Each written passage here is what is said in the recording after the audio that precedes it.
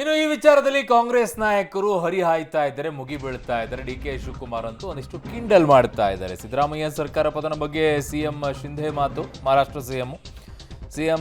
ಮಹಾರಾಷ್ಟ್ರದ ಸಿಎಂ ಶಿಂಧೆ ಹೇಳಿಕೆಗೆ ಕಾಂಗ್ರೆಸ್ಸಿಗರು ತಿರುಗೇಟನ್ನ ಕೊಟ್ಟಿದ್ದಾರೆ.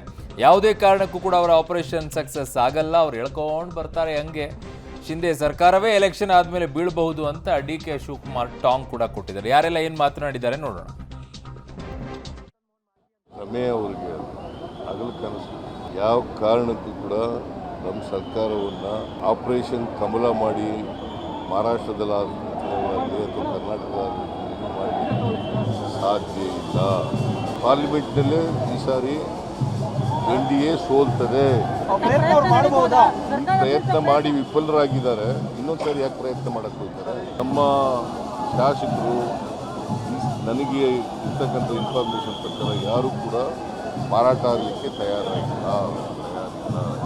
ಮತ್ತು ಏನು ಏಕನಾಥ್ ಶಿಂದೆ ಸರ್ಕಾರ ಇದೆಯಲ್ಲ, ಅವ್ರ ಸರ್ಕಾರ ಇರೋದೇ ಡೌಟ್ ಇದೆ.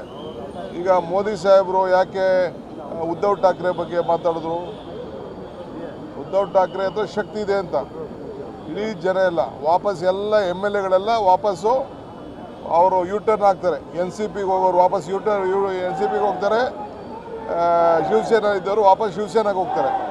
ಏಕನಾಥ್ ಶಿಂದೆ ಅವ್ರಿಗೆ ಹೇಳಿ ಈ ದೇಶದ ಕಾನೂನು ಸಂವಿಧಾನ ಸ್ವಲ್ಪ ಸರಿಯಾಗಿ ತಿಳ್ಕೊಂಡು ಓದ್ಕೊಂಡು ಆ್ಯಂಟಿ ಡಿಫೆಕ್ಷನ್ ಲಾ ಏನಿದೆ ಅದೆಲ್ಲವನ್ನು ಸ್ವಲ್ಪ ಅಭ್ಯಸಿಸಿ ಅಂಥೇಳಿ ಇವತ್ತು ಮಹಾರಾಷ್ಟ್ರದಲ್ಲಿ ಇವತ್ತೊಂದು ದಿವಸ 2/3 ಶಾಸಕರು ಹೋದ್ಮೇಲೆ ಅವ್ರಿಗೆ ಸದಸ್ಯತೆ ಉಳಿದಿತ್ತು, ಅಲ್ಲಿ ಸರ್ಕಾರಕ್ಕೆ ಬೀಳುವಂತಾಯಿತು. ಇಲ್ಲಿ ಪಕ್ಷ ಕೂಡ ಹೊಡೆದೋಗಲ್ಲ.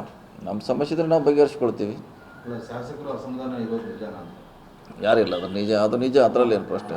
ನಿಜ ಅದನ್ನು ಸರ್ಕಾರ ಬೆಳೆಸುವಂಥ ಪ್ರಶ್ನೆ ಇಲ್ಲ. ಅದು ವಿದಿನ್ ನಮ್ಮ ಪಾರ್ಟಿ ಕೆಲವು ಡೆವಲಪ್ಮೆಂಟ್ದಲ್ಲಿ ಸಮಸ್ಯೆ ಇರ್ಬೋದು, ವರ್ಗಾವಣೆಯಲ್ಲಿ ಸಮಸ್ಯೆ ಇರ್ಬೋದು, ಮತ್ತು ಇನ್ನೇನು ಬೇರೆ ಸಮಸ್ಯೆಗಳು ಬರೋದು, ಅದು ಪ್ರಶ್ನೆ ಇಲ್ಲ. ಅದು